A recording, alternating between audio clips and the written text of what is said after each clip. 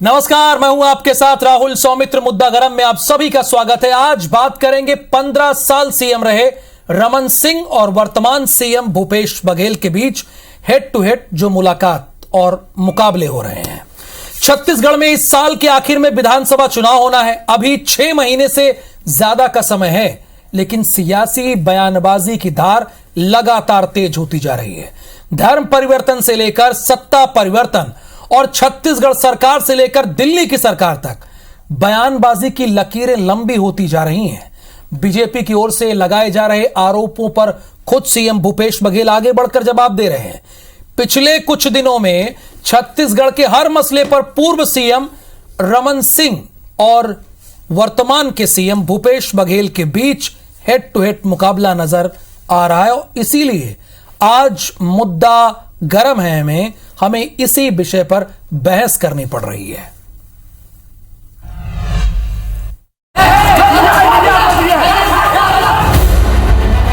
आपातकाल की स्थिति है ही है। रासुका लगाना अपने आप में नागरिकों के अधिकार से वंचित करना है।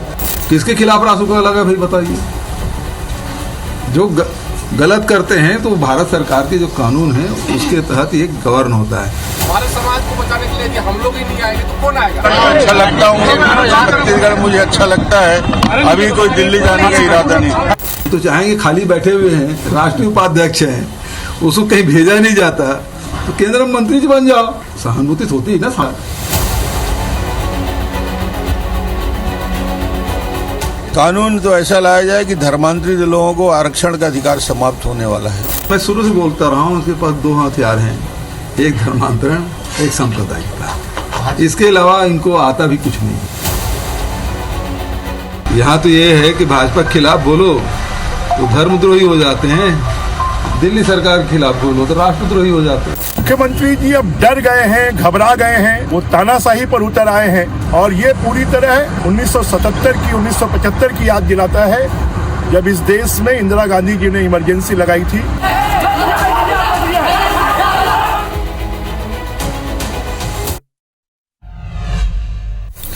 तो इसी मुद्दे पर बहस करने के लिए 2 खास मेहमान हमारे साथ हैं।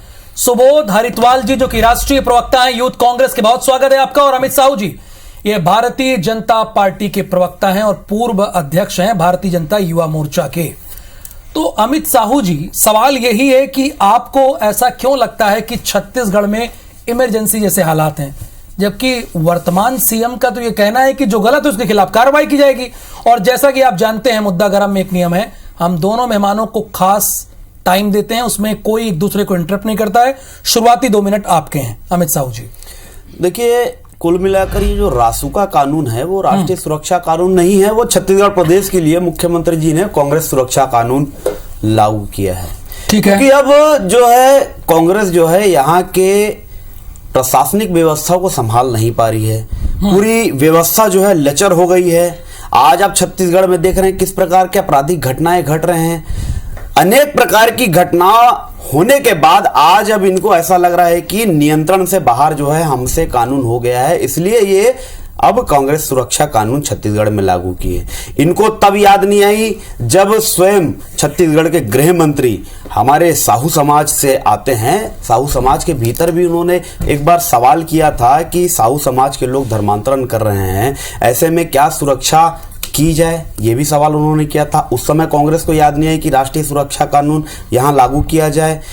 अब जब बस्तर सुलग रहा है, बस्तर का एक एक जिला आग से जल रहा है, और उस समय याद नहीं आई जब सुकमा के एसपी ने भी, राजपत्रित अधिकारी हैं वो भी, उन्होंने पत्र लिखकर कहा था कि बस्तर को आग में जाने से बचा लीजिए। इसलिए बहुत पहले उन्होंने अवगत कराया था कि धर्मांतरण के माध्यम से अब बस्तर में आदिवासी समुदाय एक दूसरे से लड़ने के लिए आतुर है, कहीं ऐसी घटनाएं ना हो जाए। इसलिए उन्होंने पहले भी पत्र लिखकर चेतावनी दी थी और सुझाव भी उन्होंने दिया था कि ऐसे में प्रशासन और शासन मिलकर कुछ करे, मगर उस समय भी कांग्रेस को याद नहीं आया था। अब जब नारायणपुर की एक बड़ी घटना होती है जब 300 से 400 ईसाई समुदाय के लोग वहां पर रहने वाले आदिवासियों पर हमला कर देते हैं, उनके संस्कृति को नष्ट करने का काम करते हैं। पूरा बस्तर आज धर्मांतरित हो गया है। ऐसे में जब उन आदिवासियों को लगा कि हमारी अब धर्म और संस्कृति खतरे पर है, जब उन्होंने जवाब दिया तो कहीं जाके अब कांग्रेस को याद आती है कि रासुका छत्तीसगढ़ में लगाया जाए। अभी कुछ दिन पहले ही यहाँ के आपका टाइम समाप्त होता है। पूरा बस्तर धर्मांतरित हो गया। एक चीज आपने अमित साहू जी कही है, अगले भाग में जवाब लेंगे। सुबोध जी, आपको यह क्यों लग रहा है कि इनके पास धर्मांतरण और सांप्रदायिकता के अलावा कुछ बचा नहीं है? देखिए, सबसे पहले तो राष्ट्रीय सुरक्षा कानून को इन्होंने छत्तीसगढ़ सुरक्षा कानून कहा। मुझे बड़ी हंसी आती है भारतीय जनता पार्टी और उनकी सोच पर कि एक ऐसा कानून जो पूरे देश में एक साथ एक रूपता के साथ लागू होता है, जो 1980 में बना, उस पर संशोधन का अधिकार हर 3 से 6 महीने के अंदर एक नोटिफिकेशन जारी होता है जो हर राज्य को भेज दिया जाता है। इतने कानून की जानकारी कम से कम पूर्व मुख्यमंत्री डॉक्टर रमन सिंह जी और उनके आगे पीछे चलने वालों को होनी चाहिए। अगर रासुका का कानून किसी भी प्रदेश में कोई अशांति फैलाता है, उसके ऊपर लगाने के लिए अगर छत्तीसगढ़ की सरकार इंपोज करने की एक पहल करती है तो उसमें आपको आपत्ति क्या है? क्योंकि आप ही लोग वो हैं जो इस प्रदेश में अशांति फैलाना चाहते हैं। देखिए, छत्तीसगढ़ बाबा घासीदास का प्रदेश है, संत कबीर का प्रदेश है, छत्तीसगढ़ माता कौशल्या का प्रदेश है, एक बहुत ही शांति का टापू है। मुझे 4 साल में छत्तीसगढ़ में ऐसी कोई अशांति नहीं दिखी। इन्होंने बहुत बड़ी बात कह दी कि पूरा बस्तर धर्मांतरित हो गया है। मैं तो चाहूंगा कि मैं एक बार और अमित साहू जी के साथ एक चैनल पर कह चुका हूं कि एक मामला धर्मांतरण का दिखाइए जो मैं कहता हूं फोर्सफुली लाया गया हो। नारायणपुर की घटना हुई, सरकार ने उसमें पर्याप्त कदम उठाए, कार्रवाई भी की, और आज रासुका जैसा कानून अगर लागू करने के लिए कलेक्टर्स को अधिकार राज्य सरकार ने दिया है तो आपके पेट में दर्द क्यों हो रहा है? उसी पर तो कार्रवाई होगी। कोई ऐसी घटनाएं जो सांप्रदायिक उन्माद प्रदेश में फैलेगा, उसी पर तो कार्रवाई होगी। अगर उसमें आप हमारे साथ नहीं है तो आप कहिए छत्तीसगढ़ की सरकार के साथ हम खड़े नहीं होते। अगर धार्मिक उन्माद के खिलाफ आप नहीं है, अगर आप छत्तीसगढ़ में किसी बड़े अपराध में किसी के ऊपर रासुका लगाना, आप उसके खिलाफ नहीं है, मतलब आप उसका समर्थन करते हैं। तो भारतीय जनता पार्टी का दोहरा चरित्र। डॉक्टर रमन सिंह जी, एक्चुअली मैं आपको बहुत एक बड़ा पॉइंट बताना चाहता हूं। डॉक्टर रमन सिंह जी राष्ट्रीय उपाध्यक्ष है पार्टी के, खाली बैठे हुए हैं, उनमें कोई काम नहीं है। अच्छा। राष्ट्रीय पार्टी के राष्ट्रीय पदाधिकारी के पास कम से कम कोई राज्य होते हैं, उन्हें कोई जिम्मेदारियां होती हैं। कोई जिम्मेदारी ना राज्य में है, ना देश में है, ना प्रदेश में है, तो उसके बाद व्यक्ति ऐसी चीजों पर रिएक्ट करता रहता है। मैं उसे बहुत नॉर्मल ले रहा हूं। छत्तीसगढ़ की जनता समझदार है, छत्तीसगढ़ की जनता जानती है। आपका भी समय समाप्त हो रहा है। जानती है जब गलत लोगों के खिलाफ कार्रवाई हो रही है अमित साहू जी, तो आपके पेट में दर्द क्यों हो रहा है? सुबोध हरिद्वाल जी डंके की चोट पे ये बात कह रहे हैं। देखिए, पेट में दर्द हमारे नहीं हो रहा है, तो अब इनको ऐसे समय में रासुका लगाने की आवश्यकता क्यों पड़ी? क्योंकि देखो, हर कांग्रेस के जीन में आपातकाल जैसे हरकत करने की कल्पना होती है। आपातकाल इन्होंने लगाया। आज जब छत्तीसगढ़ में इनसे कानून व्यवस्था संभाली नहीं जा रही है, छत्तीसगढ़ में इनसे अब जो लाचार व्यवस्था जो बन चुकी है छत्तीसगढ़ की कानून के नाम पर, वो संभाली नहीं जा रही है, तब इनको याद आ रहा है कि रासुका लगाया जाए। अब कुछ दिन पहले मुख्यमंत्री जी दिल्ली जाकर ईसाई समुदाय से मिलकर आते हैं। यहाँ छत्तीसगढ़ में हुए उन आदिवासी भाइयों के मिलने के लिए समय नहीं है उनके पास। अगर सोनिया गांधी के इशारे पर ये रासुका लगाते हैं, ये सोनिया गांधी के इशारे पर रासुका लगाते हैं, क्योंकि ये IBC 24 channel sir, Amit Sahu ji 1 minute, ये IBC 24 है, यहाँ पे सबूतों के साथ बात कीजिए। सुबोध जी आपको चैलेंज कर रहे हैं। बात सुनेंगे, शांति शांति, आपने कहा दोनों युवा है ना, ऐसी धारा लगा रहे हैं।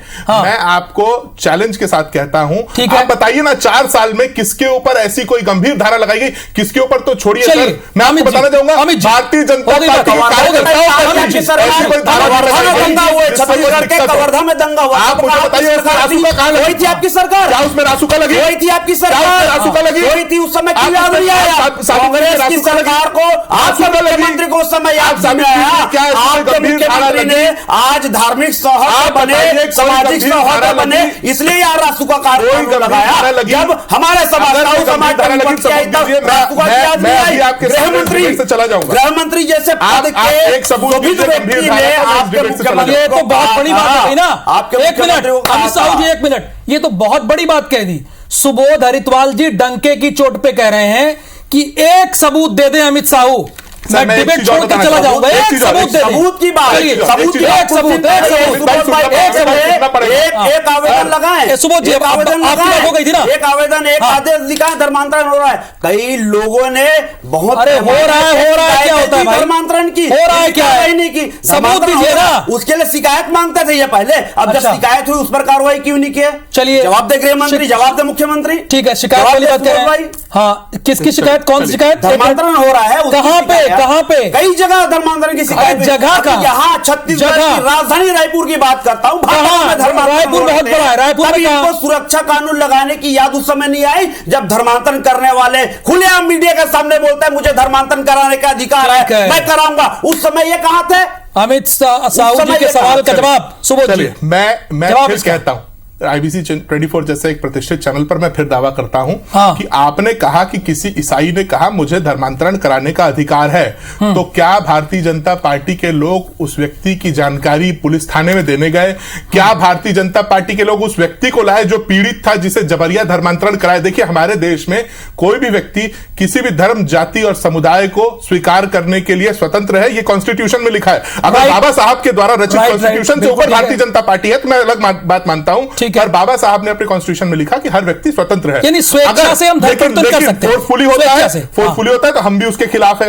अगर फोर्सफुली धर्मांतरण हो रहा है तो मैं आपके चैनल पर कहता हूं छत्तीसगढ़ की सरकार कार्रवाई करेगी। माननीय मुख्यमंत्री जी ने कहा था एक बार और इस मसले पर जब पत्रकारों से चर्चा करते हुए उन्होंने साफ कहा एक मुद्दा मेरे सामने आएगा कि फला व्यक्ति ने धर्मांतरण कराने की कोशिश की, वो जेल की सलाखों के पीछे होगा। अगर आप करें कि कहीं भी जोर जबरदस्ती से हो रहा है, बिल्कुल स्वाभाविक है सर। और भारतीय जनता पार्टी पिछले 4 सालों से सिर्फ यही हल्ला कर युवा मोर्चा के अध्यक्ष थे अमित भाई, मैं आपको बताना चाहूंगा युवा मोर्चा के अध्यक्ष थे सर। एक बहुत मुद्दे की बात बताऊंगा, अमित भाई युवा मोर्चा के अध्यक्ष थे।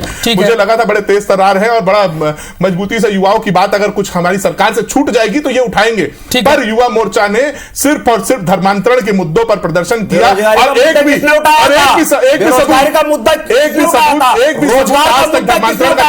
अमित शाह ने उठाया था।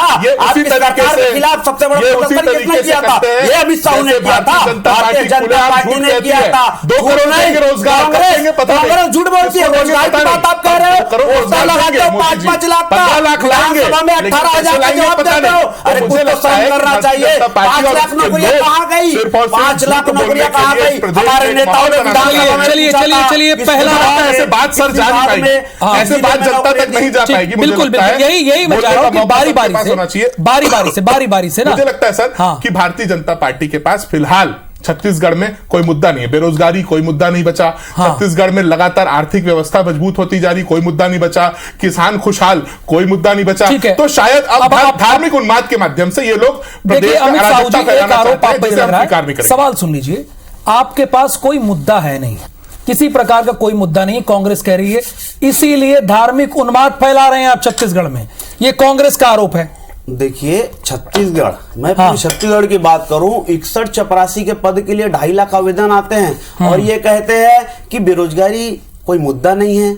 आज अपराध इतना चरम पर है, हर रोज चाकूबाजी की घटना आती है, हर रोज बलात्कार की घटना आती है, हर रोज डकैती की घटना आती है। ये कहते हैं 0 टॉलरेंस है छत्तीसगढ़ में। ये कहते हैं विकास किया छत्तीसगढ़ का, एक नया निर्माण तो बताए छत्तीसगढ़ में, कहां पुल पुलिया बनाया, किस सड़क को बनाया, क्या नव निर्माण किया छत्तीसगढ़ का, ये बताएं। आज जब इनका ये आप इनसे सड़क पर पूछ लीजिएगा, सड़क या सदन में पूछ लीजिएगा। तो हमारे एक चीज और बात उठ के आ रही है सुबोध जी, कि जो धर्मांतरित लोग हैं उनका आरक्षण खत्म होना चाहिए, इस पे क्या आपका स्टैंड है?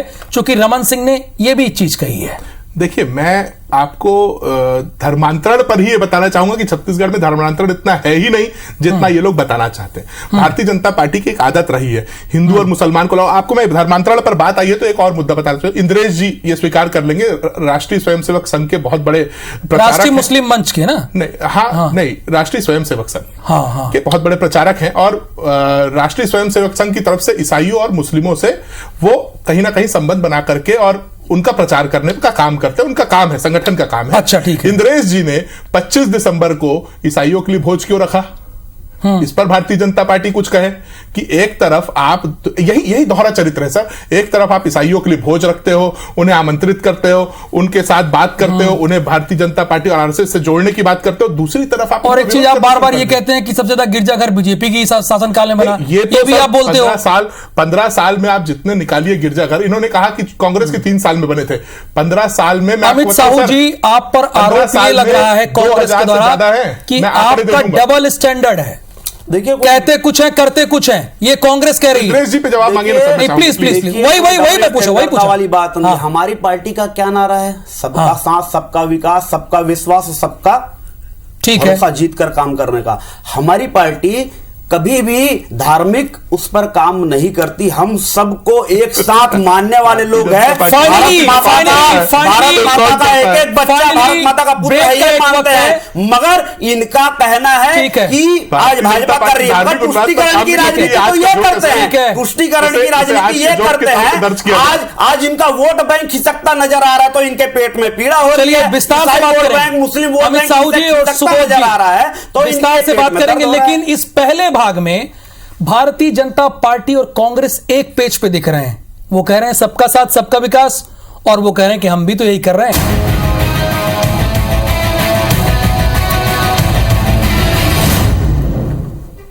तो जैसे ही रमन सिंह ने यह कहा कि छत्तीसगढ़ उन्हें अच्छा लगता है और अभी दिल्ली जाने का इरादा नहीं है, सीएम भूपेश बघेल का इस पे पलटवार आ गया कि दिल्ली जाना चाहिए, कम से कम छत्तीसगढ़ का कुछ तो भला होगा।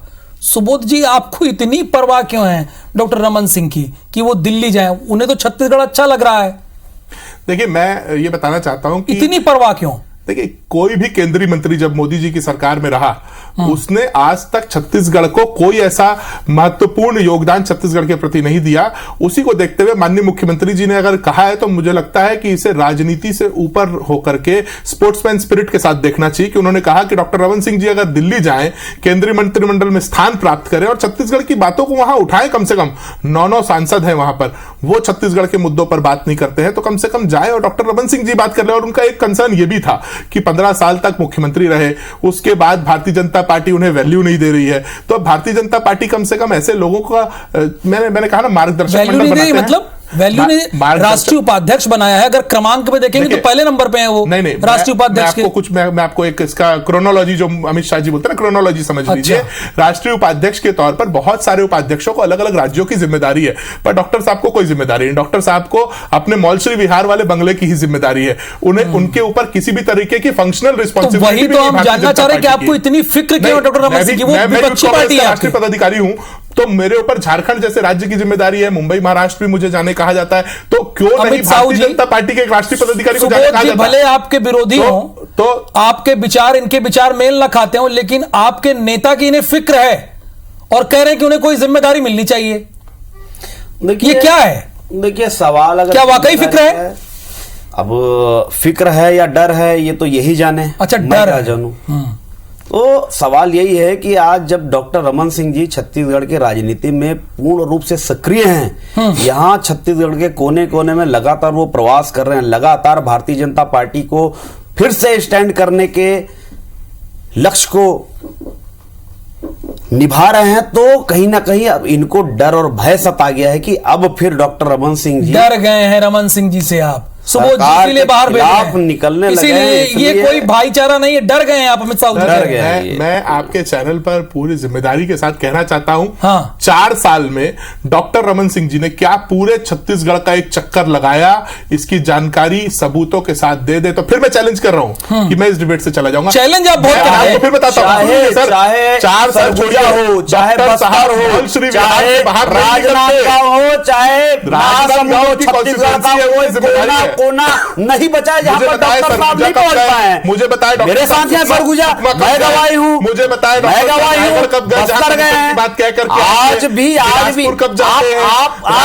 इतनी चिंता क्यों है? आपको इतनी चिंता क्यों है? वो तो हमारा इंटरनल मामला है। हमारे नेता क्या कर रहे हैं, कहां जा रहे हैं, इससे कहीं ना कहीं आपकी सरकार को डर और भय हो गया है। मुख्यमंत्री जी भयभीत हो गए हैं, इसलिए